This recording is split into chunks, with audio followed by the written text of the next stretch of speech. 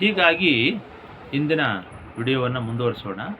ಇಲ್ಲಿ 30 ನಿಮಿಷಕ್ಕೊಮ್ಮೆ ಇಲ್ಲಿ ಕಡಿತವಾಗುವುದರಿಂದ ನಾನೇ ಪ್ರಯತ್ನಪೂರ್ವಕವಾಗಿ ಇದನ್ನು ಮುಂದುವರಿಸಿದ್ದೇನೆ. ಹೀಗಾಗಿ ಇಲ್ಲಿ ಧರ್ಮದ ಬಗ್ಗೆ ಹೇಳ್ತಾ ಹೋದರೆ ಒಂದೆರಡು ದಿವಸಗಳಲ್ಲಿ ಮುಗಿತಕ್ಕಂಥದ್ದಲ್ಲ, ಜೀವನವಿಡೀ ಇದ್ದೇ ಇರುತ್ತೆ.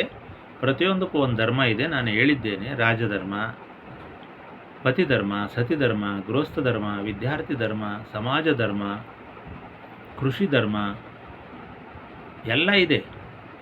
ಒಂದು ಧರ್ಮ ಅಲ್ಲ, ಭಕ್ತಿ ಶಿಷ್ಯ ಧರ್ಮ ಇದೆ. ಗುರುಧರ್ಮ ಇದ್ದಂಗೆ ಶಿಷ್ಯ ಧರ್ಮ ಇದೆ. ಶಿಷ್ಯ ಯಾವ ರೀತಿ ನಡ್ಕೋಬೇಕು ಅನ್ನೋ ಧರ್ಮನಿಷ್ಠವಾಗಿ ನಡೀತಕ್ಕಂಥ ಧರ್ಮಕ್ಕೆ ಮತ್ತೊಂದು ಉಪಧರ್ಮ ಇದೆ. ಹೀಗಾಗಿ ಧರ್ಮದ ಬಗ್ಗೆ ಸಾಕಷ್ಟು ವ್ಯಾಖ್ಯಾನ ಇದ್ದಾವೆ. ಇದನ್ನು ಪಾಪ ಭಾಳ ಜನ ಹಗುರವಾಗಿ ಸಂಕೀರ್ಣವಾಗಿ ತಗೊಂಡಿದ್ದರಿಂದ ನಾವು ಅದನ್ನು ಹೇಳಲಿಕ್ಕೆ ಸಾಧ್ಯವಿಲ್ಲ. ಅಂತೂ ಎಲ್ಲರಿಗೂ ಒಂದು ಧರ್ಮ ಅಂತಿದೆ. ಸಮಾಜದಲ್ಲಿ ಅಕ್ಕಪಕ್ಕದ ಮನೆಯವ್ರ ಜೊತೆ ನಾವು ಯಾವ ರೀತಿ ನಡ್ಕೋಬೇಕು ಅಂತಕ್ಕಂಥದ್ದು ಒಂದು ಧರ್ಮ. ಈಗ ಪಟ್ಟಣ ಪ್ರದೇಶಗಳಲ್ಲಿ ಒಬ್ರಿಗೊಬ್ಬರಿಗೆ ಸಂಪರ್ಕವೇ ಇಲ್ಲ. ಯಾರು ಸತ್ತರೂ ಯಾರು ಹುಟ್ಟಿದರೂ ಏನೂ ಇಲ್ಲ, ಸ್ಪಂದನೆಯೇ ಇಲ್ಲ. ಎಷ್ಟೋ ಹೆಣಗಳು ಕೋಟ್ಯಾಂತರ ರೂಪಾಯಿ ದುಡಿದು ಮನೆಯಲ್ಲಿ ಸಂಗ್ರಹ ಮಾಡಿಟ್ಟು ಅಥವಾ ಅವ್ರ ಮಕ್ಕಳುಗಳು ಎಲ್ಲೋ ಫಾರಿನ್ಗೋ ಎಲ್ಲೋ ಹೋದರೆ ತಿಂಗಳಾದರೂ ಕೂಡ ಸತ್ತ ಹೆಣವನ್ನು ನೋಡಲಿಕ್ಕೂ ಕೂಡ ಇಲ್ಲ. ಇದು ಇವತ್ತಿನ ಧರ್ಮ. ಅದಕ್ಕೋಸ್ಕರ ನಾನು ಧರ್ಮ ಅಂದರೆ ಏನು ಅಂತಕ್ಕಂಥದ್ದನ್ನು, ಸಮಾಜ ಹಿಂದಿನ ಕಾಲದಲ್ಲಿ ಯಾವ ರೀತಿ ಸುಭಿಕ್ಷವಾಗಿತ್ತೋ, ಎಲ್ಲರಿಗೂ ಪರಸ್ಪರ ಹೇಗೆ ಸಂಪರ್ಕಗಳಿತ್ತೋ, ಭಾವನೆಗಳಿತ್ತೋ, ಹಳ್ಳಿಗಳಲ್ಲಿ ಯಾವ ರೀತಿಯಾಗಿ ಒಂದು ಮನೆತನ ಅಂದರೆ ಎಷ್ಟು ಗೌರವ ಇತ್ತು, ಯಾವುದೇ ಸರ್ಕಾರದ ಅಧಿಕಾರಿಗಳು ಬಂದರೆ ಮೊದಲು ಊರಿನ ಯಾರ್ದಾರು ಒಂದು ಮುಖ್ಯಸ್ಥರ ಮನೆಗೆ ಬರ್ತಾಯಿದ್ರು, ಆ ರೀತಿ ಗೌರವವನ್ನು ಕೊಡ್ತಾಯಿದ್ರು. ಹಳ್ಳಿಗಳೇ ಒಂದು ಸರ್ಕಾರಗಳಾಗಿದ್ದವು ಅವತ್ತಿನ ಕಾಲದಲ್ಲಿ. ಅಂಥ ಒಂದು ಪದ್ಧತಿ, ಅಂಥ ಒಂದು ಅಲ್ಲೊಂದು ಗುರುಮಠ, ಅಲ್ಲೊಂದು ಧರ್ಮ, ಅಲ್ಲಿ ಕೇಳಲಿಕ್ಕೆ ಜನ ಹಿರಿಯರು ಕುಂತಿದ್ದರೆ ನಾವು ಯಾರೂ ಕೂಡ ಅಲ್ಲಿ ಹತ್ರಕ್ಕೂ ಕೂಡ ಹೋಗ್ತಿರಲಿಲ್ಲ. ಅಂಥ ಒಂದು ಮರ್ಯಾದೆಯ, ಸಾಮಾಜಿಕ ಮನ್ನಣೆಯ, ಗ್ರಾಮದ ಗೌರವವನ್ನು ಎತ್ತಿ ಹಿಡಿತಕ್ಕಂಥ ಒಂದು ಪರಂಪರೆ ಹಿಂದೆ ಇತ್ತು. ಆದರೆ ಇದು ಅಳಿಸಿ ಹೋಗ್ತಾ ಇದೆ. ಅದರಿಂದ ಭಾಳ ಕೆಟ್ಟ ದುಷ್ಪರಿಣಾಮ ಆಗುತ್ತೆ. ಮನುಷ್ಯ ಸಾಯ್ತಾ ಇದ್ದರೂ ಕೂಡ ಇನ್ನೊಬ್ಬ ನೋಡಲಿಕ್ಕೂ ಕೂಡ ಅವನು ಇಚ್ಛೆ ಪಡುವುದಿಲ್ಲ. ಎಷ್ಟೋ ಆಕ್ಸಿಡೆಂಟ್ ಆಗ್ತವೆ, ಸುಮ್ಮನೆ ಅವ್ರ ಪಾಡಿಗೆ ಅವ್ರು ಹೋಗ್ತಿರ್ತಾರೆ. ಆಮೇಲೆ ಆಕ್ಸಿಡೆಂಟ್ ಮಾಡೋರು ಕೂಡ ಅಷ್ಟೇ ರ್ಯಾಶ್ ಆಗಿ, ಅಷ್ಟೇ ವೇಗವಾಗಿ, ಅಷ್ಟೇ ಇನ್ನೊಂದು ಪ್ರಾಣಿಗಳ ಮೇಲೆ ಕಾಳಜಿ ಇಲ್ದಂಗೆ ಸುಮ್ಮನೆ ಹೋಗ್ತಿರ್ತಾರೆ. ಅವ್ರ ವೆಹಿಕಲ್ ಏನಾಗಿದೆ, ಅವರು ಕೊನೆ ಪಕ್ಷ ಅದನ್ನು ಏನು ಆಗ್ತಾಯಿದೆ ಅನ್ನೋದನ್ನು ಕೂಡ ಅವ್ರು ನೋಡ್ತಾ ಇರೋದಿಲ್ಲ. ಅವರು ಮುಂದಿನ ಯಾವುದೋ ಒಂದು ಕಮರ್ಷಿಯಲ್ ಉದ್ದೇಶಕ್ಕೆ ಹೋಗ್ತಿರ್ತಾರೆ. ಇದರಿಂದ ಸ್ವಯಂ ತಮ್ಮ ಪ್ರಾಣದ ಮೇಲೂ ಕೂಡ ಅವರಿಗೆ ನಿಗಾ ಇರೋದಿಲ್ಲ. ಆ ವಾಹನದಲ್ಲಿ ಯಾರು ಕುಂತಿದ್ದಾರೆ ಅಂತಕ್ಕಂಥ ಒಂದು ಪ್ರಜ್ಞೆ ಕೂಡ ಅವರಲ್ಲಿರೋದಿಲ್ಲ. ಅವ್ರ ಉದ್ದೇಶ ಏನಾಗಿರುತ್ತೆ, ಓಡ್ತಕ್ಕಂಥದ್ದು ಅಷ್ಟೇ ಆಗಿರುತ್ತೆ ಅಂತ. ಆ ರೀತಿಯಾಗಿ ಇವತ್ತು ಸಮಾಜ ಸುಮ್ಮನೆ ಓಡ್ತಾ ಇದೆ, ಗೊತ್ತು ಗುರಿ ಇಲ್ಲದ ಕುದುರೆಯಂತೆ ಓಡ್ತಾ ಇದೆ. ಅದರ ದುಷ್ಪರಿಣಾಮಗಳನ್ನು ನೀವು ಅನುಭವಿಸ್ತಾ ಇದ್ದೀರಿ, ನಾನು ಕೂಡ ನೋಡ್ತಾ ಇದ್ದೇನೆ. ಆದ್ದರಿಂದ ಅಂಥ ವಿಷಯವನ್ನು ನಾನು ಹೇಳ್ತಾ ಇದ್ದೇನೆ. ಎಷ್ಟೋ ಸಂಶೋಧನೆ ವಿಷಯ ಬೇಕಾದಷ್ಟಿದೆ ಬಿಡಿ, ಅದ್ರ ಬಗ್ಗೆ ಏನಿಲ್ಲ.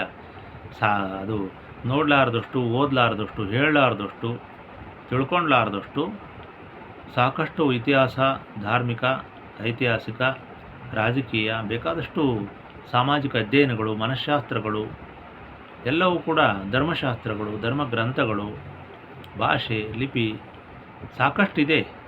ತಂತ್ರಜ್ಞಾನ, ವಿಜ್ಞಾನ ಎಲ್ಲವೂ ಕೂಡ ಇದೆ. ಅದು ಬೇರೆ ವಿಷಯ. ಆದರೆ ಇವತ್ತು ನಾವು ಅವೆಲ್ಲವುಗಳನ್ನು ತಿಳ್ಕೊಳ್ಳಿಕ್ಕೆ ಮೊದಲು ನಮ್ಮಲ್ಲಿ ಸೌಜನ್ಯ ಬರಬೇಕು, ಶಾಂತಿ ಬರಬೇಕು, ಸಮಾಧಾನ ಬರಬೇಕು, ಸ್ವಸ್ಥ ಚಿತ್ತ ಬರಬೇಕು, ಆತ್ಮಪ್ರಜ್ಞೆ ಮೂಡಬೇಕು, ಗುರುವಿನ ಕಡೆ ಮುಖವಾಗಬೇಕು, ಧರ್ಮದ ಕಡೆ ಮುಖ ಮಾಡಬೇಕು, ಬೆನ್ನು ತೋರಿಸ್ಬಾರ್ದು. ಕಷ್ಟ ಬಂದರೆ ಅದನ್ನು ಅನುಭವಿಸ್ತಕ್ಕಂಥ, ನಿಗ್ರಹಿಸ್ತಕ್ಕಂಥ ಶಕ್ತಿ ಬರಬೇಕು, ಸಂಯಮ ಬರಬೇಕು, ಸತ್ಯ, ಅಹಿಂಸೆ, ಪತಂಜಲಿ ಯೋಗದಲ್ಲಿ ಏನು ಹೇಳಿದೆಯೋ ಅದೆಲ್ಲವೂ ಕೂಡ ಸನಾತನ ಧರ್ಮದಲ್ಲಿ ಹಿಂದಿನ ಕಾಲದಿಂದಲೂ ಇದೆ. ಅವೆಲ್ಲವೂ ಕೂಡ ಬರೀ ವಚನಗಳಲ್ಲಿ ಬಂದಿವೆ ಅಂತಕ್ಕಂಥ ಭ್ರಮೆಯನ್ನು ಮೊದಲು ಬಿಡಿ ನೀವು. ಈಗ ಏನು ವಚನಗಳಲ್ಲಿ ಏನು ಬಂದಿದ್ದಾವೆ ಅವೆಲ್ಲ ತದ್ರೂಪು ವೇದಾಗಮಗಳಲ್ಲಿ ಬಂದೇ ಬಿಟ್ಟಿದ್ದಾವೆ. ನಿಮಗೆ ಒಂದೊಂದು ವಚನಕ್ಕೂ ಜೇಡರ ದಾಸಿಮೈನಿಂದ ಹಿಡ್ಕೊಂಡು ಇವತ್ತಿನ ಎಲ್ಲ ಶರಣರ ವಚನ ತನಕ ನಾನು ಬೇಕಾದ್ರೆ ನಿಮಗೆ ಆಧಾರಗಳನ್ನು ತೋರಿಸಲಿಕ್ಕೆ ಸಿದ್ಧವಾಗಿದ್ದೀನಿ. ಪ್ರತಿಯೊಂದು ವಚನದ ಹಿಂದೆ ಇನ್ನೊಂದು ಗ್ರಂಥದಲ್ಲಿರ್ತಕ್ಕಂಥ ಉಲ್ಲೇಖಗಳನ್ನು ನಾನು ನಿಮಗೆ ತೋರಿಸ್ತೀನಿ. ಅದರಿಂದ ಇದನ್ನು ನಾನು ಒಂದೇ ಮಾತಿ ಮುಗಿಸ್ತೀನಿ. ಇದಕ್ಕೆಲ್ಲ ಎರಡೆರಡು ದಿವಸ ಗಂಟೆಗಟ್ಟಲೆ ಬೇಕಿಲ್ಲ. ನೀವು ಇದು ಒಂದೇ ಮಾತಿ ನೀವು ಒಪ್ಕೋಬೇಕು, ನಾನು ಕೂಡ ಅಲ್ಲಿ ಮುಗಿಸ್ಬೇಕು. ಯಾಕಂದರೆ ಬೇರೆ ವಿಷಯ ಹೇಳೋದಿರುತ್ತೆ, ಇದನ್ನೇ ಕೊರಿತಾ ಕೂತ್ಕೊಂಡ್ರೆ ಆಗಲ್ಲ. ಅದಕ್ಕೋಸ್ಕರ ಇವೆಲ್ಲ ಒಂದೊಂದು ಮಾತಿ ಮುಗಿಬೇಕು. ಯಾವುದೇ ಶರಣರ ವಚನಗಳ ಹಿನ್ನೆಲೆ, ಅವರು ಕೂಡ ಮನುಷ್ಯರಾಗಿದ್ದರು, ಅವರು ಕೂಡ ಊಟ ಮಾಡ್ತಾಯಿದ್ರು, ಅವರು ಕೆಲಸ ಮಾಡ್ತಾಯಿದ್ರು. ಕಾಯಕ ಅಂತಕ್ಕಂಥದ್ದೇನು ಶರಣರ ಕಾಲದ್ದಲ್ಲ, ಲಿಂಗ ಅನ್ನೋದು ಅಲ್ಲ, ಜಂಗಮ ಯಾವುದೂ ಅಲ್ಲ. ಒಂದು ವಿಷಯ ಹೇಳಿದರೆ ಅದರಂತೆ ಎಲ್ಲವೂ ಕೂಡ ನೀವು ಅದನ್ನು ನಕಲು ಮಾಡ್ಕೋಬೇಕು. ಆದರೆ ನಿಮಗೆ ಇಂಥವು ನಕಲು ಮಾಡ್ಕೊಳಕ್ಕೆ ಬರಲ್ಲ, ಬೇರೆವೆಲ್ಲ ನಕಲು ಮಾಡಿ ಇಟ್ಕೊಂಡು ಸನಾತನ ಧರ್ಮ ಇಲ್ಲ ಅಂತೇಳೋದು ಮಾತ್ರ ಬರುತ್ತೆ. ಅದು ತಪ್ಪು. ಎಲ್ಲವೂ ಕಾಯಕ ಆಗಿರ್ಬೋದು, ಜೀವನ ಆಗಿರ್ಬೋದು, ಧರ್ಮ ಆಗಿರ್ಬೋದು, ಹಿಂದಿನಿಂದಲೂ ಇದೆ. ಯಾವುದು ಇಲ್ಲೇನು ಹೊಸದಲ್ಲ. ಸುಮ್ಮನೆ ಕಾಲಕ್ಕೆ ಆ ವ್ಯಕ್ತಿ ಹೆಸರಿನಲ್ಲಿ ಯಾರೋ ಒಬ್ಬ ಮನುಷ್ಯ ಹುಟ್ಟುತ್ತಾನೆ, ಅವನೇನೋ ಒಂದಿಷ್ಟು ಪಾಪ ಒಳ್ಳೇದು ಹೇಳ್ತಾನೆ, ಅದನ್ನು ನೀವು ಅವನನ್ನು ಆ ಒಂದು ನಾಯಕನನ್ನಾಗಿ ಮಾಡಿಕೊಂಡು ತಮ್ಮದೇ ಒಂದು ಗುಂಪು ಮಾಡಿಕೊಂಡು ಮೆರಿಲಿಕ್ಕೆ ಹೋಗ್ತೀರಿ. ಇಂಥವು ಸಾಕಷ್ಟು ನಡೆದವು ಸಮಾಜದಲ್ಲಿ. ಈಗ ಕಾಂಗ್ರೆಸ್ನಲ್ಲಿ ಇಂದಿರಾ ಗಾಂಧಿ ತಗೊಳ್ಳಿ, ಅದು ಹೊಗಳ್ತಾರೆ. ಅದಕ್ಕೊಂದು ಇಂದಿರಾ ಕ್ಯಾಂಟೀನ್ ಅಂತ ಮಾಡಿದ್ದಾರೆ. ಆದರೆ ಅದಕ್ಕಿಂತ ಮುಂಚೆ ಮತ್ತು ಯಾರೂ ಏನೂ ಇರಲೇ ಇಲ್ವೇ? ಆ ಕಾಂಗ್ರೆಸ್ಗಿಂತ ಮುಂಚೆ, ಇಂದಿರಾಗಿಂತ ಮುಂಚೆ, ನೆಹರು ಮಂಥನಕ್ಕಿಂತ ಮುಂಚೆ ಹಿಂದೆ ಏನೂ ಇರಲೇ ಇಲ್ವೇ? ಇವೆಲ್ಲ ನಾವು ಯೋಚನೆ ಮಾಡಬೇಕು. ಅದೇ ರೀತಿ ಎಲ್ಲವೂ ಅಷ್ಟೇ, ಅದೊಂದು ಉದಾಹರಣೆ ಅಷ್ಟೇ. ಹೀಗಾಗಿ ಈಗ ರಾಜ್ಕುಮಾರ್ ಇದ್ದರು, ರಾಜ್ಕುಮಾರ್ ಬಗ್ಗೆ ಎಲ್ಲರಿಗೂ ಗೌರವ ಇದೆ, ಎಂಥವ್ರಿಗೂ ಗೌರವ ಇದೆ. ಯಾಕಂದರೆ ರಾಜ್ಕುಮಾರ್ ವ್ಯಕ್ತಿತ್ವ ಬಹಳ ಉನ್ನತವಾಗಿರ್ತಕ್ಕಂಥ ಆದರ್ಶ ವ್ಯಕ್ತಿತ್ವ.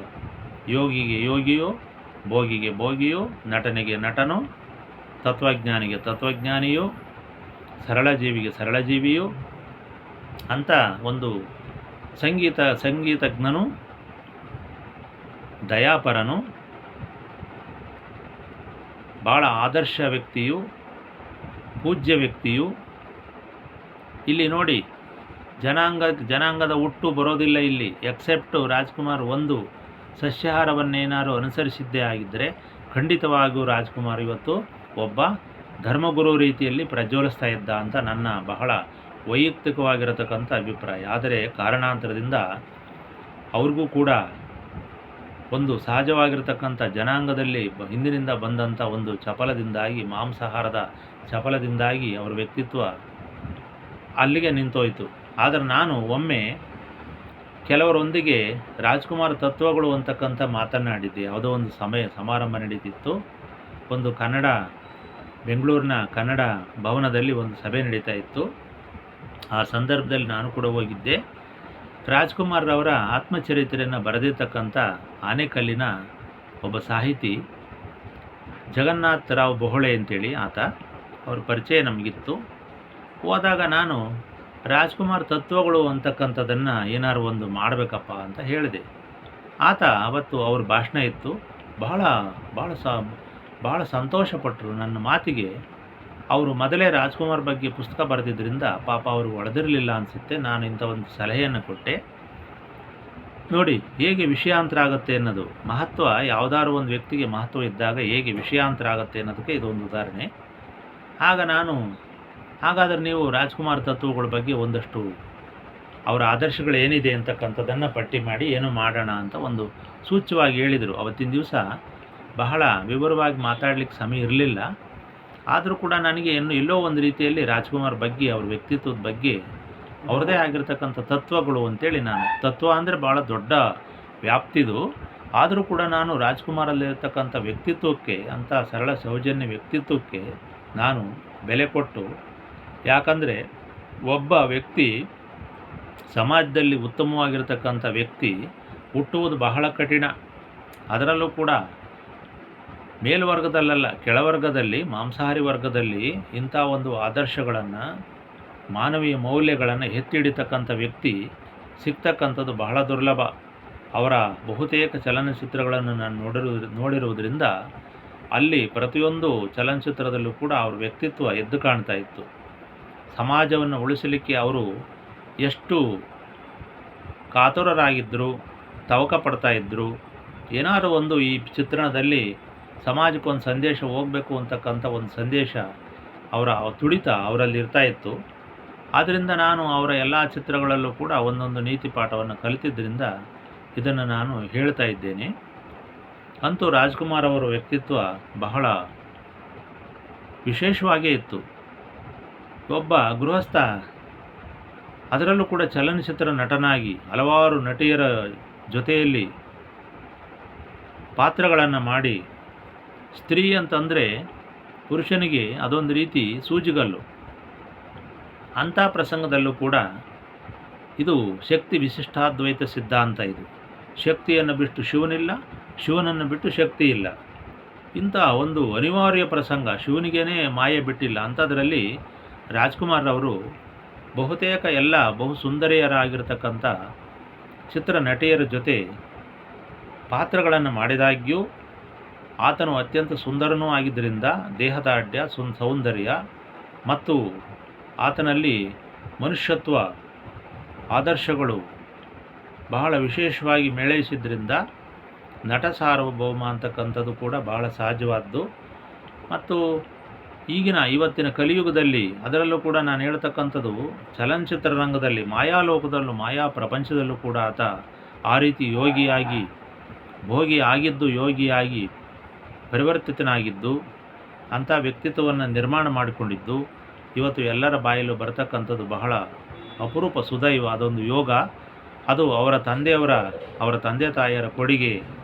ಅಂಥ ವ್ಯಕ್ತಿತ್ವ ಅವರ ತಂದೆಯವರಲ್ಲಿತ್ತು. ಆ ವ್ಯಕ್ತಿತ್ವ ಅವರಲ್ಲಿ ಬಂದಿದೆ ಅಂತಕ್ಕಂಥದ್ದನ್ನು ನಾನಾದರೂ ಕೂಡ ಹೇಳ್ತಿದ್ದೇನೆ.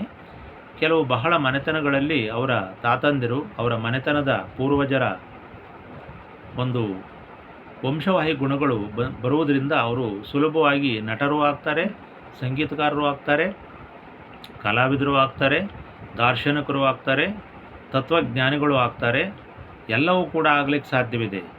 ಈ ಮಾತನ್ನು ನಾನು ಯಾಕೆ ಬಹಳ ಗಂಭೀರವಾಗಿ ಹೇಳ್ತೀನಿ ಅಂದರೆ, ನೀವು ಇಂದಿನ ಸನಾತನ ಧರ್ಮವನ್ನು, ಸನಾತನ ಪರಂಪರೆಯನ್ನು, ಹಿಂದಿನ ಕಾಲದ ನಿಮ್ಮ ಪೂರ್ವಜರ ವ್ಯಕ್ತಿತ್ವಗಳನ್ನು ನೀವು ರೂಢಿಸ್ಕೊಂಡಿದ್ದರೆ ನಿಮ್ಮ ಮುಂದಿನ ಮಕ್ಕಳು ಬಹಳ ಬಹುಮುಖ ಪ್ರತಿಭೆ ಉಳ್ಳಂಥ ಮಕ್ಕಳಾಗ್ತಾರೆ. ಈಗ ನಾವು ಸಂಗೀತಕ್ಕೆ ಸಂಬಂಧಪಟ್ಟಂತೆ ಟಿ ವಿಗಳಲ್ಲಿ ಈ ಸಂಗೀತಗಾರನ್ನು ಆಯ್ಕೆ ಮಾಡುವಾಗ ಒಂದು ಕಾರ್ಯಕ್ರಮವನ್ನು ಏರ್ಪಡಿಸ್ತಾರೆ. ಅದರಲ್ಲಿ ಬಹಳ ಉತ್ತಮ ಪ್ರತಿಭೆಗಳು, ಬಾಲ ಪ್ರತಿಭೆಗಳು ಬರ್ತಾ ಇದ್ದಾವೆ. ಅವುಗಳನ್ನು ನಾನು ಕೂಡ ನೋಡ್ತಾ ಇದ್ದೇನೆ, ಎಲ್ಲರೂ ನೀವು ನೋಡಿದ್ದೀರಿ. ಅಲ್ಲಿ ಏನಾಗ್ತಾ ಇದೆ ಅಂದರೆ, ಅಲ್ಲಿ ವಯಸ್ಸಿನ ಒಂದು ವಿಷಯನೇ ಬರುವುದಿಲ್ಲ, ಅದು ಗೌಣವಾಗ್ತಾ ಇದೆ. ಅಂಥ ಅತ್ಯದ್ಭುತವಾಗಿರ್ತಕ್ಕಂಥ ಹಾಡುಗಾರರು ಬರ್ತಾ ಇದ್ದಾರೆ. ಅದೇ ರೀತಿ ಅವರಲ್ಲಿ ನಟನೆಯೂ ಕೂಡ ಇದೆ. ಈ ಪ್ರತಿಭೆಗಳು ಬರಬೇಕಾದ್ರೆ ಹಿಂದೆ ಅವರ ಪೂರ್ವಿಕರು ಅಂಥ ಒಂದು ವ್ಯಕ್ತಿತ್ವವನ್ನು ಅನುಭವಿಸಿ ತದ್ರೂಪವಾಗಿ ಅದನ್ನು ತಮ್ಮ ಜೀವನದಲ್ಲಿ ಅಳವಡಿಸಿಕೊಂಡಾಗ ಮಾತ್ರ ಆ ವ್ಯಕ್ತಿತ್ವವು ಅವರ ರಕ್ತದಲ್ಲಿ ಲೀನವಾಗಿ ಅಂಥ ಮಕ್ಕಳು ಮುಂದಿನ ವಂಶವಾಹಿಯಲ್ಲಿ ಹುಟ್ಟುತ್ತಾರೆ ಅಂತಕ್ಕಂಥದ್ದು ಬಹಳ ವಿಜ್ಞಾನ ಪ್ರಸಿದ್ಧವಾಗಿರ್ತಕ್ಕಂಥ ಒಂದು ಅಂಶ. ಆದ್ದರಿಂದ ನಾನು ಇದನ್ನು ಯಾಕೆ ಧರ್ಮಕ್ಕೂ ಕೂಡ ಇದನ್ನು ಹೋಲಿಕೆ ಮಾಡಿ ಹೇಳ್ತೀನಿ, ಇಂಥ ಉದಾಹರಣೆಗಳನ್ನು ಕೊಟ್ಟು ನಿಮಗೆ ಬಹಳ ಸರಳವಾಗಿ ಅರ್ಥವಾಗುವಂತೆ ಹೇಳ್ತಿದ್ದೀನಿ ಅಂದರೆ, ನೀವು ಒಂದನ್ನು ಬೇಕು, ಇನ್ನೊಂದನ್ನು ಬೇಡ ಅಂತ ಹೇಳ್ತೀರಿ. ನಿಮಗೆ ಅನುಕೂಲ ಆಗಿದ್ದು ಬೇಕು, ನಿಮಗೆ ಯಾವುದು ಬೇಡವೋ, ನಿಮ್ಮ ಕೈಲಿ ಆಚರಣೆ ಮಾಡಲಿಕ್ಕೆ ಯಾವುದಾಗಲ್ವೋ, ನಿಮ್ಮ ನಾಲಿಗೆ ಚಪಲವನ್ನು ಯಾವುದು ತೀರಿಸಲ್ವೋ ಅದನ್ನು ಬೇಡ ಅಂತೀರ. ಆದರೆ ನಿಮ್ಮ ಮನೆಯಲ್ಲಿ ಇಂಥ ಮಕ್ಕಳು ಹುಟ್ಟಿದಾಗ ಬೇಡ ಅನ್ನಲ್ಲ. ಆದರೆ ಅಂಥ ಮಕ್ಕಳು ಹುಟ್ಟಕ್ಕೆ ಏನು ಬೇಕು ಅಂತ ನೀವು ಯೋಚನೆ ಮಾಡಲ್ಲ. ಬರೀ ಕ್ರೂರತ್ವವನ್ನು, ಬರೀ ಇನ್ನೊಬ್ಬರನ್ನ ಬೈತಕ್ಕಂಥದ್ದನ್ನು, ನಾಲಿಗೆ ಚಪಲವನ್ನು ತೀರಿಸ್ಕೊಳ್ಳಿಕ್ಕೆ ನೀವು ಇಂಥ ಕೆಲಸಗಳನ್ನು, ನೀವು ಧರ್ಮವನ್ನು ಏಕಾಏಕಿಯಾಗಿ ಭಾಳ ಕೇವಲವಾಗಿ ಕ್ಷುಲ್ಲಕವಾಗಿ ನಿಂದನೆ ಮಾಡಿ ಅದನ್ನು ಹಾಳು ಮಾಡಕೊಟ್ಟಿದ್ದೀರಲ್ಲ, ಖಂಡಿತವಾಗಿ ಭಾಳ ನೀವು ತಪ್ಪು ಮಾಡ್ತಾ ಇದ್ದೀರಿ.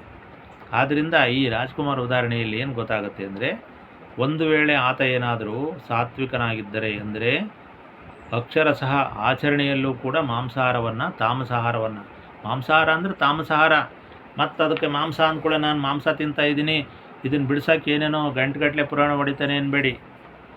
ಇಲ್ಲಿ ಮಾಂಸ, ಮದ್ಯ, ಮಾಲಿನಿ, ಪಂಚಮಕಾರಗಳು ಮತ್ತು ಸಮಾಜದಲ್ಲಿರ್ತಕ್ಕಂಥ ಕೆಟ್ಟ ಗುಣಗಳನ್ನೆಲ್ಲ ಸೇರಿಸಿ ಸನಾತನ ಧರ್ಮದಲ್ಲಿ ಸತ್ವ, ರಜ, ತಮೋ ಗುಣ ಅಂತ ಕರೆದುಬಿಟ್ಟಿದ್ದಾರೆ. ಇಲ್ಲಿ ಮಾಂಸಾಹಾರದ ಪ್ರಶ್ನೆ ಬರೋಲ್ಲ, ಇನ್ನೊಂದು ಬರೋಲ್ಲ, ತ್ರಿಗುಣಗಳು, ತ್ರಿಮೂರ್ತಿಗಳು ಅಂತ ಹೇಳಿದ್ದಾರೆ. ಆಹಾರದಲ್ಲೂ ಕೂಡ ಸತ್ವಗುಣ, ರಜೋಗುಣ ಮತ್ತು ಸತ್ವರಜ ತಮಗುಣಗಳು, ಇವು ಮೂರು. ಆಹಾರದಲ್ಲೂ ಅಷ್ಟೇ, ಮನುಷ್ಯನ ಜೀವನದಲ್ಲೂ ಅಷ್ಟೇ, ತ್ರಿಮೂರ್ತಿಗಳು ಅಷ್ಟೇ. ಆ ಮೂರು ಗುಣಕ್ಕೆ ಅಧಿಪತಿಗಳವರು. ಹೀಗೆ ನೈಜ, ತರತಮ ಅಂತ ಬರುತ್ತೆ. ಈ ಗುಣಗಳನ್ನು ನಿಮ್ಮಲ್ಲಿ ಯಾವ ಗುಣ ಪ್ರಧಾನವಾಗಿರುತ್ತೋ ಅಂಥ ಮಕ್ಕಳು ನಿಮ್ಮ ವಂಶದಲ್ಲಿ ಹುಟ್ಟುತ್ತಾರೆ. ಅವ್ರ ಮೇಲೆ ವಾತ, ಪಿತ್ತ, ಕಫ ಅಂತಕ್ಕಂಥ ತ್ರಿದೋಷಗಳು ಕೂಡ ಕೆಲಸ ಮಾಡ್ತವೆ. ಅವರ ಗುಣಗಳನ್ನು, ಅವ್ರ ಜೀವನವನ್ನು ಆಟ ಆಡಿಸ್ತಕ್ಕಂಥವು ಯಾವುವು ಅಂದರೆ ವಾತ ಗಾಳಿ, ಪಿತ್ತ ಉಷ್ಣ, ಕಫ ಅಂದರೆ ನೀರಿನಂಶ, ಇವೆಲ್ಲವೂ ಕೂಡ ಕೆಲಸ ಮಾಡ್ತವೆ ದೇಹದಲ್ಲಿ. ಅದರಿಂದ ನಾನು ಪಂಚೀಕರಣ, ಪಂಚತತ್ವ, ಪಂಚಭೂತಗಳು, ಪಂಚಕಲಶಗಳು, ಈ ಪಂಚ ಅಂತಕ್ಕಂಥ ವಿಷಯವನ್ನು ನಾನು ಯಾಕೆ ಹೇಳ್ತೀನಿ ಅಂದರೆ ಇದು ಮೂಲ ತತ್ವ. ಇದೆಲ್ಲ ಅರ್ಥ ಆದರೆ ನಿಮಗೆ ಜೀವನ ಸುಲಭ. ತತ್ವಜ್ಞಾನ ತಿಳಿದ್ರೆ ನಿಮಗೆ ಜೀವನ ಸುಲಭ. ಅದಕ್ಕೆ ನೀವು ಧರ್ಮಕ್ಕೆ ಹತ್ತಿರವಾಗಿರಬೇಕು, ಧರ್ಮಕ್ಕೆ ಬೆನ್ನು ತೋರಿಸ್ಬೇಡ್ರಿ, ದೂರ ಹೋಗಬೇಡ್ರಿ ಅಂತಕ್ಕಂಥದ್ದನ್ನು ನಾನು ಯಾವಾಗಲೂ ಹೇಳ್ತಾ ಇರ್ತೀನಿ. ಹೀಗಾಗಿ ರಾಜ್ಕುಮಾರ್ ವ್ಯಕ್ತಿತ್ವ ನೋಡಿ, ಎಲ್ಲೋ ಇದ್ದಿದ್ದ ವಿಷಯ ಎಲ್ಲೋ ಬಂತು. ಹೀಗಾಗಿ ಇವತ್ತು ಕೂಡ ರಾಜ್ಕುಮಾರ್ ಅವರಲ್ಲಿ ಇರ್ತಕ್ಕಂಥ ಕೆಲವು ಗುಣಗಳನ್ನು ನಾವು ಕೇವಲ ಬಸವಣ್ಣ ಅಲ್ಲ, ಬುದ್ಧ ಅಲ್ಲ, ಬೇರೆಯವರಲ್ಲ, ಇಂಥ ಆದರ್ಶ ವ್ಯಕ್ತಿ ಯಾವುದೇ ಕಾಲದಲ್ಲಿ ಬಂದರೂ ಕೂಡ ಅವರಲ್ಲಿರ್ತಕ್ಕಂಥ ಉತ್ತಮ ಗುಣ ಈಗಲೂ ಕೂಡ ನಡೀತಾ ಇದೆ. ಇಲ್ಲಿ ಜಾತಿ ಪ್ರಶ್ನೆ ಬರೋದಿಲ್ಲ.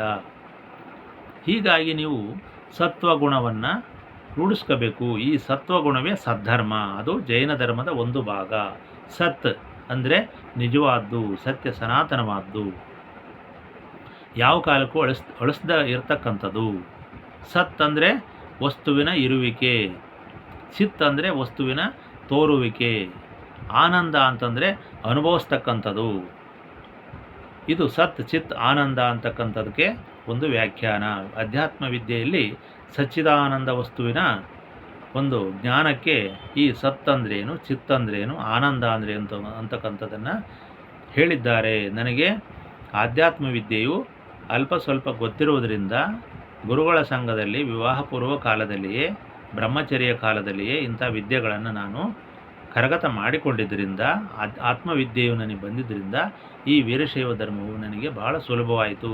ಅವರು ಕೇಳ್ತಾ ಇದ್ದರು, ನಿಮಗೆ ವೇದಾಂತ ವಿದ್ಯೆಯಲ್ಲಿ ಆಸಕ್ತಿಯೋ ಅಥವಾ ನಿಮ್ಮ ವೀರಶೈವ ವಿದ್ಯೆಯಲ್ಲಿ ಆಸಕ್ತಿಯೋ ಅಂತ ನನ್ನ ಜೊತೆಯಲ್ಲಿರ್ತಕ್ಕಂಥ ಸಂಗಡಿಗ ಗುರುಗಳು ಕೇಳ್ತಾ ಇದ್ದರು. ಆಗ ನಾನು ಎರಡರಲ್ಲೂ ನನಗೆ ಆಸಕ್ತಿ ಇದೆ ಅಂತ ಹೇಳ್ತಾ ಇದ್ದೆ. ಅದಕ್ಕೆ ಅವರು ಯಾವುದಾದ್ರೂ ಒಂದು ಅಂತ ಹೇಳ್ತಾಯಿದ್ರು. ಇಲ್ಲ, ಹಂಗಿಲ್ಲ, ಇದು ಒಂದಕ್ಕೊಂದು ಪೂರಕ, ಅದಕ್ಕೆ ಎರಡೂ ಇದೆ, ನನಗೆ ಏನು ತೊಂದರೆ ಇಲ್ಲ, ನೀವು ಆ ರೀತಿ ಏನು ಭಾವಿಸ್ಬೇಡಿ ಅಂತ ಹೇಳ್ತಿದ್ದೆ ನಾನು. ಆದ್ದರಿಂದ ನನಗೆ ಈ ಸತ್ವ ರಜ ತಮಗುಣಗಳ ಬಗ್ಗೆ ಆವಾಗ ಅದರ ಬಗ್ಗೆ ಭಾಳ ದೀರ್ಘ ಒಂದು ಜ್ಞಾನ ಬಂತು. ಆಗ ನಾನು ಸಮಾಜವನ್ನು ಚೆನ್ನಾಗಿ ವಿಶ್ಲೇಷಣೆ ಮಾಡಿ ಸಮಾಜದ ಈ ಒಂದು ದುರ್ನಡತೆಗಳನ್ನು ಬಹಳ ಸುಲಭವಾಗಿ ಗುರುತಿಸ್ತಕ್ಕಂಥ ಸಮಾಜ ವಿಜ್ಞಾನಿಯಾಗಿ, ವಿಶ್ಲೇಷಣಕಾರನಾಗಿ ಧರ್ಮ ಮತ್ತು ಮತಗಳ ಅಂತರವನ್ನು, ಈಗಿನ ಜೀವನವನ್ನು ಬಹಳ ಗಂಭೀರವಾಗಿ ಅದಕ್ಕೆ ವ್ಯಾಖ್ಯಾನಗಳನ್ನು ಕೊಟ್ಟು, ಈಗಿನ ಮಠಮಾನ್ಯಗಳು ಅವರೇನು ಮಾಡ್ತಾ ಇದ್ದಾರೆ, ಒಳ್ಳೆಯದೋ ಕೆಟ್ಟದೋ, ಅವರೇನು ತಿದ್ದುಕೋಬೇಕು, ಏನು ಪರಿಷ್ಕರಣೆ ಆಗಬೇಕು, ಧರ್ಮದ ಒಂದು ಶಾಸನಗಳು ಎಲ್ಲಿ ಬದಲಾವಣೆ ಆಗಬೇಕು ಅಂತಕ್ಕಂಥದ್ದು ಬಹಳ ಸುಲಭವಾಗಿ ನಾನು ವಿಶ್ಲೇಷಣೆಯನ್ನು ಮಾಡಲಿಕ್ಕೆ ಅನುಕೂಲ ಆಗಿದೆ. ಸತ್ವರಜ ತಮಗುಣಗಳು ಇಡೀ ಮಾನವ ಜನಾಂಗದಲ್ಲಿ, ಪ್ರಾಣಿಗಳಲ್ಲಿ, ಜಗತ್ತಿನಲ್ಲೇ ಆಟ ಆಡ್ತಾ ಇದ್ದಾವೆ. ಅವುಗಳ ಪ್ರಭಾವವೇ ನಡೀತಾ ಇದೆ. ಅದಕ್ಕೋಸ್ಕರ ಈ ಆಧ್ಯಾತ್ಮ ವಿದ್ಯೆಯನ್ನು ಓದೋದ್ರಿಂದ ಅನುಕೂಲ ಆಗುತ್ತೆ. ಇಲ್ಲಿ ಧರ್ಮ ಮತ್ತು ಮತಗಳ ಅಂತರವೂ ಕೂಡ ಗೊತ್ತಾಗುತ್ತೆ. ಹೀಗಾಗಿ ಉಜ್ಜಿನಿ ಪೀಠ ಮತ್ತು ರಂಭಾಪುರಿ ಪೀಠದಲ್ಲಿ ತದ್ರೂಪು ಸತ್ವಗುಣಗಳು ಕೆಲಸ ಮಾಡ್ತಾ ಇದ್ದಾವೆ. ಇನ್ನು ಉಳಿದಿರತಕ್ಕಂಥ ಪೀಠಗಳಲ್ಲೂ ಕೂಡ ಭಕ್ತಿ, ಜ್ಞಾನ, ವೈರಾಗ್ಯ ಇಂಥ ತತ್ವಗಳು ಅಲ್ಲೂ ಕೂಡ ಇದ್ದಾವೆ. ಇಡೀ ಪಂಚಪೀಠಗಳಲ್ಲಿ ಒಂದೊಂದು ಅಂಶವನ್ನು ಎತ್ತಿಡಿತಾ ಇದೆ. ಈಗ ಕೇದಾರ್ ಪೀಠದಲ್ಲಿ ಅಲ್ಲಿ ವೈರಾಗ್ಯಕ್ಕೆ ಅವಕಾಶ ಇದೆ, ಅದು ಭೃಂಗೀಶ್ವರನ ಪೀಠ. ಈ ಕೆಲವರು ಯಾರೋ ಬಸವ ಭೃಂಗಿ ಅಂತ ಮಾಡ್ಕೊಂಡಿದ್ದಾರೆ. ಭೃಂಗೀಶ್ವರ ಯಾರು? ಶಿವಗಣಗಳ ಒಬ್ಬ ಗಣ.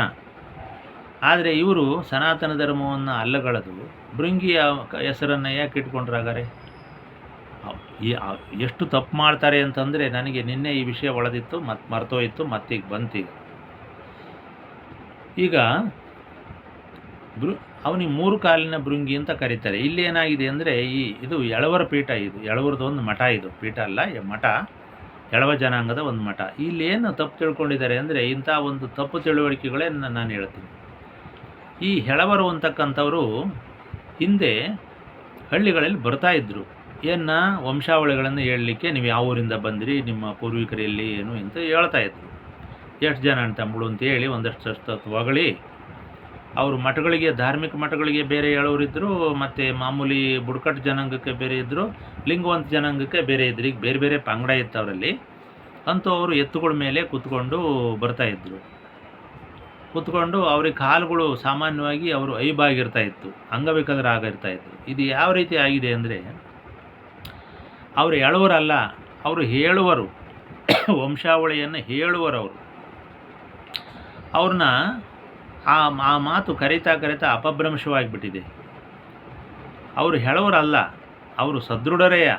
ಈಗ ಅಂಥವ್ರಿಗೆ ಆ ಕೆಲಸ ಹಚ್ಚಿದ್ದಾರೆ ಅಂದರೆ ಅವರು ಕೈಕಾಲು ಚೆನ್ನಾಗಿ ಗಟ್ಟಿಯಾಗಿದ್ದರೆ ಮಾತ್ರನೇ ಆ ಕೆಲಸ ಹಚ್ತಾ ಇದ್ದಿತ್ತು. ಆದರೆ ಅವರೇ ಮಾಡೋರು, ನಾನು ಹೇಳುವ, ನನಗೆ ಓಡಾಡೋಕ್ಕೆ ಬರಲ್ಲ ಅಂತ ಸುಮ್ಮನೆ ಎತ್ತಿನ ಮೇಲೆ ಕುತ್ಕೊಂಡು ಓಡಾಡಿ ಕೊನೆಗೆ ಭೂಮಿ ಮೇಲೆ ನಡಿಲಾರ್ದಲೇ ಇನ್ನಷ್ಟು ಎಳವರಾಗಿ ಕೈಕಾಲೆಲ್ಲ ಇದಾಗಿ ಪೋಲಿಯೋ ಇರುತ್ತಲ್ಲ, ಹಂಗಾಗ್ಬಿಟ್ಟಿರ್ತಿದ್ವಿ. ನೋಡಿ ಹೆಂಗಾಗುತ್ತೆ, ಅಪಭ್ರಂಶದಿಂದ ಹೇಗಾಗುತ್ತೆ ಅನರ್ಥ ಅನ್ನೋದಕ್ಕೆ ಇದು ಒಂದು ಉದಾಹರಣೆ. ಇಲ್ಲಿ ಎಳವರು ಅಲ್ಲ, ಅದು ಹೇಳುವರು. ವಂಶಾವಳಿಯನ್ನು, ಇತಿಹಾಸವನ್ನು ಹೇಳ್ತಕ್ಕಂಥ ಒಂದು ಜನಾಂಗ ಅದು, ಅಷ್ಟೇ ಅದು. ಹೀಗಾಗಿ ಅವರೇನು ಮಾಡಿದರು, ಭೃಂಗೀಶ್ವರ ನಿಮ್ಮ 3 ಕಾಲಿತ್ತು ನೋಡಿದರು, ಓಹೋ ಇದು ಇಟ್ಕೊಂಡ್ರೆ ಭಾಳ ಚೆನ್ನಾಗಿರುತ್ತೆ ಅಂತ ಯಾರೋ ಸಜೆಸ್ಟ್ ಮಾಡಿ ಹಿಂಗೆ ಇಟ್ಕೊಂಡ್ಬಿಟ್ಟಿದ್ದಾರೆ. ಹಿಂಗೆ ಅವ್ರಿಗೆ ಏನು ಬೇಕಾದ್ರೂ ಇಟ್ಕೊಳಕ್ಕಾರೆ ಭಾಳ ಶೂರರು. ಬಸವಣ್ಣ ಹೆಸರು ಹೇಳ್ಕೊಂಡು ಏನು ಬೇಕಾದ್ರೂ ಮಾಡ್ತಾರೆ. ಆದರೆ ಅದೇ ಬಸವಣ್ಣ ಹೆಸರು ಹಿಡ್ಕೊಂಡು ಸನಾತನ ಧರ್ಮವನ್ನು ಕೂಡ ತುಳಿಲಿಕ್ಕೂ ಹೋಗ್ತಾರೆ. ಇದು ಇವತ್ತಿನ ವಿಪರ್ಯಾಸ, ಒಂದು ರೀತಿ ದ್ವಂದ್ವ ಇದು. ಹೀಗಾಗಿ ಇದು ಒಂದೇ ವಿಷಯ ಅಲ್ಲ ಬಿಡಿ, ಗುರು ಲಿಂಗ ಜಂಗಮ ಎಲ್ಲ ಪ್ರತಿಯೊಂದು ಕೂಡ ಅದರ ಅನುಕರಣೆ, ನಕಲು ಅದು ಬೇರೆ ವಿಷಯ. ಅದನ್ನು ದಿವಸ ಹೇಳಲಿಕ್ಕೆ ಹೋದ್ರೆ ನಮಗೂ ಮರ್ಯಾದೆ ಕಡಿಮೆ, ಅವ್ರಿಗೂ ಒಂಥರ ಇದಾಗುತ್ತೆ. ಅದರಿಂದ ಹೀಗೆ ಇವತ್ತು ಧರ್ಮ ಮತ್ತು ಮತಗಳ ನಡುವಿನ ಒಂದು ಅಂತರ ಹಿಂಗೆ ಬರ್ತಾ ಇದೆ. ಇಲ್ಲಿ ಮೂಲವನ್ನು ಪಾಪ ಯಾರು ಅರ್ಥ ಮಾಡ್ಕೊಳ್ಳಿಕ್ಕೆ ಯಾರಿಗೂ ಪಾಪ ಕೆಲಸನೂ ಪುರುಸತ್ತೇ ಇಲ್ಲ. ಈಗ ನಾನು ಪ್ರವಚನ ಮಾಡ್ತಿರತಕ್ಕಂಥದ್ದನ್ನೇ ಕೊನೆ ಪಕ್ಷ ಒಂದು ಸ್ವಲ್ಪ ಹೊತ್ತು ಅವರಿಗೆ ಟೈಮ್ ಇಲ್ಲ, ಭಾನುವಾರನೂ ಕೂಡ ಇಲ್ಲ, ಅವರಿಗೆ ಅಷ್ಟು ಬ್ಯುಸಿ ಇರ್ತಾರೆ ಜನ ಇವತ್ತು. ಬೇರೆದಕ್ಕೆಲ್ಲ ಅವ್ರಿಗೆ ಸಮಯ ಇರುತ್ತೆ. ಕ್ರಿಕೆಟ್ ನೋಡೋಕ್ಕೆ 2 ದಿವಸ ರಜೆ ಹಾಕಿ ಕೂತ್ಕೊತಾರೆ, ರಾತ್ರಿ ಎಲ್ಲ ನಿದ್ದೆ ಮಾಡ್ದಂಗೆ ನೋಡ್ತಾರೆ. ಬೇರೆ ಯಾವುದಾದ್ರು ಹಿಂದಿ ಫಿಲಮೋ ಇನ್ನೊಂದು ಯಾವ್ದಾರು ಬಂದು ನೋಡ್ತಾರೆ, ಇನ್ನು ಯಾವುದೋ ಕೆಟ್ಟ ದೃಶ್ಯಗಳಿದ್ದರೂ ನೋಡ್ತಾರೆ. ಮೊಬೈಲ್ ಹಿಡ್ಕೊಂಡು ಬೇಕಾದ್ರೆ ದಿನವೆಲ್ಲ ಕೂತ್ಕೊತಾರೆ. ಆದರೆ ಧರ್ಮವನ್ನು ಕೇಳಲಿಕ್ಕೆ, ನೋಡಲಿಕ್ಕೆ, ಕಲೀಲಿಕ್ಕೆ ಅವರಿಗೆ ಪುರುಸತ್ತಿಲ್ಲ. ಇದು ಇವತ್ತಿನ ಒಂದು ಕಾಲಸ್ಥಿತಿ ಹಿಂಗೆ ಬಂದ್ಬಿಟ್ಟಿದೆ. ಹೀಗಾಗಿ ಈ ಧರ್ಮ, ಈ ವೀರಶೈವ ಧರ್ಮದಲ್ಲಿ ಇಂಥ ಉನ್ನತ ಆದರ್ಶಗಳು, ರೇವಣಸಿದ್ಧರ ಶಾಂತ ಧರ್ಮ, ಮರಳುಸಿದ್ಧರ ಮರಳು ಧರ್ಮ ಇವೆಲ್ಲ ಬಂದು ಕೆಳವರ್ಗದವರನ್ನು ಎತ್ತಿ ಹಿಡಿದು ಇವತ್ತು ಅವ್ರನ್ನ ಮನುಷ್ಯರನ್ನಾಗಿ ಮಾಡಿ, ಲಿಂಗಧಾರಿಗಳಾಗಿ ಮಾಡಿ ಇದು ಮಾಡಿದ್ದಕ್ಕೆ ಇವತ್ತು ಅವ್ರು ಕೊಟ್ಟ ಪ್ರತಿಫಲ ಏನು ಅಂದರೆ ಸನಾತನ ಧರ್ಮವನ್ನು ತುಳಿಯುವುದು. ಯಾರು ಅವರಿಗೆ ಲಿಂಗ ಕಟ್ಟಿದ್ರು, ಶಾಂತ ಧರ್ಮ, ಮರಳು ಧರ್ಮ ಬೋಧಿಸ್ತಾರನ್ನ ನೀವೇ ನಮ್ಮ ಮಠವನ್ನು ಕದ್ರಿ ಅಂತಕ್ಕಂಥ ಕಳ್ಳತನದ ಆಪಾದನೆ ಹೊರಿಸ್ತಕ್ಕಂಥ ಒಂದು ಪ್ರತಿ ಬಹುಮಾನವನ್ನು ಕೊಡ್ತಾ ಇದ್ದಾರೆ ಅವರು. ಇದೆಲ್ಲ ನಾನು ನೋಡಿದಾಗ ನನಗೆ ಓಹೋ ಇದು ಹಿಂಗಿದೆ, ಯಾತಕ್ಕೋಸ್ಕರ ಆದರೂ ಇವರಿಗೆ ಲಿಂಗ ಕಟ್ಟಿದ್ರು, ಸುಮ್ಮನಿದ್ರೆ ಆಗ್ತಿರಲಿಲ್ವೇ, ಸುಮ್ಮನಿದ್ರೆ ಅವ್ರ ಪಾಡಿಗೆ ಅವ್ರು ಬಿದ್ದಿರ್ತಿದ್ರು, ಯಾಕೆ ಮಾಡೋಕ್ಕೋಯ್ದ್ರು ನಮ್ಮ ಪೂರ್ವಿಕರು ಅಂತ ನಮ್ಮ ಪೂರ್ವಿಕರ ಮೇಲೆ ನನಗೆ ಬಹಳ ಕೆಟ್ಟ ಕೋಪ ಬಂದು, ಸಿಟ್ಟು ಬಂದು ಒಂಥರ ನಮ್ಮ ಪೂರ್ವಿಕರನ್ನೇ ಬೈತಾ ಇದ್ದೀನಿ, ದಡ್ಡನ ಮಕ್ಕಳು ನೀವು ಸುಮ್ಮನಿರಬೇಕು ಅಂತ. ಅದಕ್ಕೆ ಏನು ಮಾಡಿದ್ದಾರೆ ಅವರೀಗ, ಕೆಲವರು ದಡ್ಡನ ಮಕ್ಕಳು ಅಂತ ಬೈತಾ ಇದ್ದಾರೆ ಜಂಗಮರಿಗೆ. ಯಾಕೆಂದರೆ ಬಲವಂತವಾಗಿ ಒಳ್ಳೆ ಕೆಲಸ ಮಾಡೋಕ್ಕೆ ಹೋದ್ರಲ್ಲ, ಅವ್ರು ದಡ್ರೆ. ಅದಕ್ಕೆ ನಮಗೆ ಅಸಹ್ಯ. ಈಗ ನಾವೇ ಲಿಂಗ ಕಟ್ಟಿ ನಾವೇ ಅವ್ರ ಹತ್ರ ಉಗಿಸ್ಕೊಳ್ಳೋ ಪ್ರಸಂಗ ಬಂದಿತ್ತಲ್ಲ, ನಮ್ಮನ್ನೇ ಏನಾಯ ಮಾಡಿ ನಾನೇ ಜಗದ್ಗುರು, ನೀನು ಯಾವ ಜಗದ್ಗುರು ಅಂತೇಳಿ ಯಾವಾಗ ಅವರು ನಮ್ಮ ಮಠನೇ ಕದ್ಬಿಟ್ವಿ ಅಂತಾರೋ 31 ಜನ. ಮೊನ್ನೆ ಅವರು ಕಾವ್ಯ ಹಾಕ್ಕೊಂಡು ಮಠ ಮಾಡಿಕೊಂಡು ನಮ್ಮನ್ನೇ ಹಿಂದಿನ ಕಾಲದಿಂದ ರುದ್ರ ಪರಂಪರೆಯಿಂದ ಬಂದಂಥ ಶೈವ ಪರಂಪರೆಯಿಂದ ಬಂದಂಥ ಸನಾತನ ಜಂಗಮರನ್ನು ನೀವಿಲ್ಲ ಅಂಥೇಳಿ ಇಲ್ಲವಾದಿಗಳು ಅಲ್ಲವಾದಿಗಳ ಜೊತೆ ಸೇರ್ಕೊಂಡು ಯಾವಾಗ ಮೆರೆಯಕ್ಕೆ ನಿಂತ್ಕೊಂಡ್ರೋ ಇದು ಬಹಳ ದುಷ್ಟತನ ಆಯಿತು. ಇದಕ್ಕೆ ಕಾರಣ ನಮ್ಮ ಪೂರ್ವಕಾಲದ ಜಂಗಮರು ಬಿಟ್ಟರೆ ಮತ್ತಾರೂ ಅಲ್ಲ ಅಂಥೇಳಿ ನನಗೆ ಅಸಹ್ಯ ಆಯಿತು. ಇನ್ನೂ ಕೆಲವರು ಜಂಗಮ ಅನ್ನೋದು ಇಲ್ಲವೇ ಇಲ್ಲ ಅಂತ ಹೇಳ್ತಾರೆ. ಆದರೆ ಅವರೇ ಯಾವುದೋ ಕಾಲದಲ್ಲಿ ನಮ್ಮ ಅಪ್ಪ ಒಂದು ಜಂಗಮ ದೀಕ್ಷೆ ತೊಗೊಂಡ್ಬಿಟ್ಟಿದ್ದ. ಅದಕ್ಕೆ ನಾನು ಯಾವುದೋ ಮಠಕ್ಕೆ ಹೋದಾಗ ನನಗೆ ಒಂದು ಕಸ ಗುಡಿಸ್ಲಿಕ್ಕೆ ಇನ್ನೊಂದು ಯಾವುದೋ ಮಾಡಲಿಕ್ಕೆ ನನಗೆ ಮುಜುಗರ ಆಗ್ಬಿಡ್ತು ಅಂತ ಹೇಳ್ಕೊಂಡ್ರು ಒಬ್ಬರು ಸ್ವಾಮಿಗಳು. ಅದನ್ನು ನಾನು ಕೇಳಿದೆ, ನನಗೆ ಆಶ್ಚರ್ಯ ಆಯಿತು. ನಾವು ಆದಿ ಬುನಾದಿ ಕಾಲದಿಂದ ಸನಾತನ ಕಾಲದಿಂದ ಜಂಗಮ ಅಂತ ಬಂದರೆ ನಮಗೇನೆ ಕಕ್ಕಸ್ ತೊಳೆಯೋಕ್ಕೇನು ಬೇಜಾರಾಗಿಲ್ಲ, ನಾವು ತೊಳಿತಾ ಇದ್ದೀವಿ ಅಂದರೆ, ಇವರು ಎಲ್ಲೋ ಇವರ ಅಪ್ಪನ ಕಾಲದಲ್ಲಿ ಅಲ್ಲೋ ಒಂದು ಕಡೆ ಒಂದು ಜಂಗಮ ದೀಕ್ಷೆ ಒಂದು ಲಿಂಗ ಹಾಕ್ಕೊಂಡು ಅದನ್ನೇ ಒಂದು ಜಂಗಮ ಅಂದ್ಕೊಂಡು ಇವರು ಇಷ್ಟೊಂದು ಒಂದೇ ತಲೆಮಾರಿಗೆ ಇಷ್ಟೊಂದು ಜಂಗಮದ ಬಗ್ಗೆ ಇವರು ಇಷ್ಟು ಒಂದು ವಿಜೃಂಭಿಸ್ತಾ ಇದ್ದಾರೆ, ಅದನ್ನು ಹೇಳ್ಕೊತಾ ಇದ್ದಾರೆ ಅಂತಂದರೆ ಇನ್ನು ಮತ್ತು ನಮ್ಮ ಗತಿ ಏನಾಗಿರ್ಬೋದು? ಇಂಥ ವಿಪರ್ಯಾಸಗಳು ಇವರಲ್ಲೇ ಸಾಕಷ್ಟಿದ್ದಾವೆ. ಇಂಥವನ್ನೆಲ್ಲ ಎತ್ತಿ ತೋರಿಸಲಿಲ್ಲ ಅಂತಂದರೆ ನಮಗೆ ಉಳ್ಗಾಲಿಲ್ಲ. ಅದಕ್ಕೆ ಅವನ್ನ ತೋರಿಸ್ಲೇಬೇಕು ನಾವು. ಎಷ್ಟು ದಿವಸ ಅಂತ ನಾವು ಸಹಿಸ್ಕೊಂಡಿರೋಕ್ಕಾಗುತ್ತೆ? ಇವ್ರ ಕಿರುಕುಳ, ಇವ್ರ ಉಪಟಳಗಳು, ಇವರ ಒಂದು ಈ ಒಂದು ಪಾಳೆಗಾರಿಕೆ, ಇವನ್ನೆಲ್ಲ ಎಷ್ಟು ದಿವಸ ನಾವು ದೌರ್ಜನ್ಯದ ಸುಮ್ಮನೆ ಯಾಕೆ ನಾವು ನಿಜವಾದ ಧರ್ಮಿಗಳಾಗಿ ಸನಾತನ ಧರ್ಮವನ್ನು ಅಕ್ಷರಶಃ ರೂಢಿಸ್ಕೊಂಬಂದು ಎಲ್ಲೋ ನಿನ್ನೆ ಮೊನ್ನೆ ಬಂದಿರತಕ್ಕಂಥವ್ರಿಗೆ ನಾವು ಹೆದರ್ಕೊಂಡು ನಾವು ಏನೋ ಒಂಥರ ಮೂಲೆಯಲ್ಲಿ ಒಂಥರ ಕಳ್ಳರಂಗೆ ಜೀವನ ಮಾಡೋದು ನಮಗೂ ಕೂಡ ಅದು ಆಗದೇ ಇರತಕ್ಕಂಥ ಪ್ರಸಂಗ. ಅದಕ್ಕೋಸ್ಕರ ನಾವು ಅವ್ರು ಮಾಡ್ತಿರ್ತಕ್ಕಂಥ ಕೆಲವು ಅವ್ರು ಆಡಿರ್ತಕ್ಕಂಥ ಮಾತುಗಳನ್ನೇ ಹಿಡ್ಕೊಂಡು ನಾವು ಅವ್ರಿಗೆ ಉತ್ತರ ಕೊಡಬೇಕು. ಅದು ಧರ್ಮ. ಮುಳ್ಳನ್ನು ಮುಳ್ಳಿನಿಂದಲೇ ತೆಗಿಬೇಕು ಅಂತಾರಲ್ಲ, ಹಂಗೆ ಇದು ಕೂಡ. ಹಂಗಾಗಿ ಇವತ್ತು ಈ ಒಟ್ಟು ಮೂಲ ಧರ್ಮವನ್ನು ಒಂದು ತುಳಿದು ಹಾಕಿಬಿಟ್ರೆ ನಮಗೆ ಕುಡಿಯೋಕ್ಕೆ, ತಿನ್ನೋಕ್ಕೆ, ಮಜಾ ಮಾಡೋಕ್ಕೆ, ನಾವು ಆಡಿದ್ದೇ ಧರ್ಮ, ನಾವು ಮಾಡಿದ್ದೇ ನೀತಿ, ನಾವು ನಡೆದಿದ್ದೇ ದಾರಿ ಅಂತ ಅನ್ನೋಕ್ಕೆ ಸುಲಭ ಆಗುತ್ತೆ ಅಂತೇಳಿ ಇವತ್ತಿನ ಸಮಾಜದಲ್ಲಿ ಏನು ಬಂದಿದೆಯಲ್ಲ ದುರ್ಬುದ್ಧಿ, ಅದನ್ನು ನಾನು ಕಂಡು ಈ ಧರ್ಮಪೀಠ ಮಾಡಿಕೊಂಡು ಈ ಧರ್ಮಪೀಠದಿಂದ ನಾನು ಅವನಿಗೆ ಸರಿಯಾಗಿ ಜಾಡಿಸ್ಬೇಕು ಅಂತೇಳಿ ಕುಂತಿದ್ದೀನಿ. ಯಾಕಂದ್ರೆ ನಾವು ಹಿಂಸೆಗೊಳಗಾಕೆ ಏನು ತೀಟೇನೆ ನಮಗೆ ಸುಮ್ಮನೆ ಬಯಸ್ಕೊಳಕ್ಕೆ? ನಾವು ಮಾಡಿರ್ತಕ್ಕಂಥ ಧರ್ಮ ಅಲ್ವೇ? ಹಿಂದಿನಿಂದ ಮಾಡಿದ ಧರ್ಮ ತಾನೇ ನಾವು ಮಾಡಿದ್ದೇನು ಕತೆ ಕಾದ್ವಿ ನಾವು. ಇಂಥ ಒಂದು ಕೆಟ್ಟ ಪ್ರಸಂಗಗಳು ಬಂದಾಗ ನಾವು ಹೆಂಗೆ ಸುಮ್ಮನಿರೋಕ್ಕೆ ಸಾಧ್ಯ? ತೋರಿಸ್ಲಿ ಅವರು ಏನು ತಪ್ಪಾಗಿದೆ, ತೋರಿಸ್ಲಿ. ಯಾವ ರೀತಿ ನಾವು ಅವ್ರಿಗೆ ಏನಾಯ ಮಾಡಿದ್ವಿ ತೋರಿಸ್ಲಿ. ಅದಕ್ಕೊಂದಷ್ಟು ಗ್ರಂಥಗಳು ಬರೆದಿಟ್ಕೊಂಡಿದ್ದಾರೆ, ಒಂದಷ್ಟು ಪುಸ್ತಕಗಳನ್ನ ತಿರುಚಿ ಬರೆದಿಟ್ಕೊಂಡಿದ್ದಾರೆ. ಆದರೆ ವಾಸ್ತವವಾಗಿ ಇಲ್ಲಿ ಎಲ್ಲ ವೈಜ್ಞಾನಿಕವಾಗಿ ನಡೆದಿದೆ. ಸಂಪ್ರದಾಯ ಭೇದಗಳು ಸುಮ್ಮನೆ ಬರೋದಿಲ್ಲ. ನೀವು ಚಪ್ಪಲಿನ ಹೊರಗಡೆಯಿಂದ ಬಂದು ಹೊರಗಡೆ ಬಿಡ್ತೀರಾ ಅಂದರೆ ಅದಕ್ಕೊಂದು ಕಾರಣ ಇರುತ್ತೆ. ಅದೇ ರೀತಿ ಯಾವುದಾದ್ರು ಒಂದು ಪೀಠಕ್ಕೆ ಕೂರಿಸ್ಬೇಕಾದ್ರೆ ಅದಕ್ಕೊಂದು ಯೋಗ್ಯತೆ ಬೇಕಾಗಿರುತ್ತೆ. ಸುಮ್ಮನೆ ಸಿಕ್ಕವ್ರನ್ನ ಕೂರ್ಸೋಕ್ಕೆ ಸಾಧ್ಯವಿಲ್ಲ, ಅದಕ್ಕೆ ಅರ್ಹತೆ ಬೇಕು. ಅಂಥ ಕೆಲಸಗಳು ಇನ್ನು ನಡೆದಿದ್ದಾವೆ. ಅದನ್ನು ನಾನು ಹಿಂದಿನ ಒಂದು ಪ್ರವಚನದಲ್ಲೂ ಹೇಳಿದ್ದೀನಿ. ಅದರಿಂದ ಒಬ್ಬರನ್ನೊಬ್ಬರು ಅರ್ಥ ಮಾಡ್ಕೊಳ್ಳಾರ್ದಂಥ ಸಮಾಜ, ಅರ್ಥ ಮಾಡ್ಕೊಂಡಲೇ ದ್ವೇಷವನ್ನು ಹುಟ್ಟಾಕ್ತಕ್ಕಂಥದ್ದು ಇದೆಯಲ್ಲ, ಇದನ್ನು ಅಜ್ಞಾನ ಅಂತ ಕರಿತೀವಿ. ಇದನ್ನು ಯಾವತ್ತೂ ನಾವು ಧರ್ಮ ಮತ್ತು ಸುಜ್ಞಾನ ಅಂತ ಕರೆಯೋದಿಲ್ಲ. ನಿಮಗೆ ನೀವು ಹೇಳ್ತಕ್ಕಂಥದ್ದು ನಿಮ್ಮ ಮೂಗಿನ ನೀರಕ್ಕೆ ನಿಮಗೆ ನಿಜ ಆಗಿರ್ಬೋದು, ನಮಗೆ ಅದು ಸರಿ ಇದೆ. ನಿಮ್ಮ ಮಠದಲ್ಲಿ ಯಾರನ್ನು ತಂದು ಕೂರಿಸಿದಿರಿ ಇವತ್ತು? ವೀರಶೈವ ಜಂಗಮರೇನೋ ಪಾಪ ಯಾರನ್ನೂ ಬೇರೆ ಜಾತಿಯನ್ನ ಯಾರನ್ನೂ ಬಿಟ್ಕೊಳ್ಳಿಲ್ಲ, ಕರೆಕ್ಟ್ ಒಪ್ಕೊಂತೀನಿ ನಾನು. ಈಗ ನಿಮಗೆ ಕೋಪ ಬರ್ಬೋದು, ಇದು ಕೋಪ ಬಂದ್ರೂ ಇದು ನಿಜ, ಇದು ನೀವು ಒಪ್ಕೊಳ್ಳೋದಿದ್ರೆ ವಿಧಿ ಇಲ್ಲ. ನೀವು ಮತ್ತು ಯಾವ ಬೇರೆ ಜಾತಿಯನ್ನ ಯಾರನ್ನ ನಿಮ್ಮ ಮಠಗಳಿಗೆ ತಂದು ಕೂರಿಸ್ತೀರಿ? ಇವತ್ತವರೆಗೂ ಈಗಿರ್ತಕ್ಕಂಥ ಈ ಮಠಗಳಲ್ಲಿ ನಿಮ್ಮ ಜಾತಿಯರನ್ನ ತಂದು ಕೂರಿಸ್ತಾ ಇದ್ದೀರೋ, ಇನ್ನು ಬೇರೆ ಯಾರನ್ನ ಚೇಂಜ್ ಮಾಡಿದಿರಿ ತೋರಿಸ್ರಿ. ಒಂದು ಮಠದಲ್ಲಿ ತೋರಿಸ್ರಿ ನೀವು ನೋಡೋಣ. ನಾನು ಮಠಗಳ ಹೆಸರು ಹೇಳಿರೋ ಏನು ತಪ್ಪಿಲ್ಲ, ಆದರೆ ನಿಮಗೆ ಗೊತ್ತಾಗ್ತಾ ಇದೆ. ನಿಮ್ಮ ಜಾತಿ ಮಠಗಳು ಏನಿದಾವೆ ಅಲ್ಲಿ ನಿಮಗೆ ಗೊತ್ತಾಗುತ್ತೆ. ಒಂದು ಸಲ ತಂದು ಯಾರು ಶಿಷ್ಯನ ಉದಾರ ಭಾವನೆಯಿಂದ ವೀರಶೈವ ಗುರುಗಳು ಎಲ್ಲರೂ ಬೆಳಕಳ್ಳಿ ಅಂತ ತಂದು ಕೂರಿಸಿದೆ. ನೀವು ಮಾಡಿದ್ದೇನಂಗಾರೆ? ನಿಮ್ಮ ಜಾತಿ ಬಿಟ್ಟು ಯಾರನ್ನ ತಂದು ಕೂರಿಸಿದಿರಿ? ತೋರಿಸಿ. ನೀವು ಇವತ್ತಿನ ಎಲ್ಲ ಪ್ರಸಿದ್ಧ ಕರ್ನಾಟಕದ ಮಠಗಳಲ್ಲಿ ಏನಿದೆ ಭಾಳ ದೊಡ್ಡದಾಗಿ ಹೇಳ್ಕೊಂತಿರಲ್ಲ. ನಮಗೂ ಮಾತಾಡೋಕ್ಕೆ ಮಾತಾದವೆ.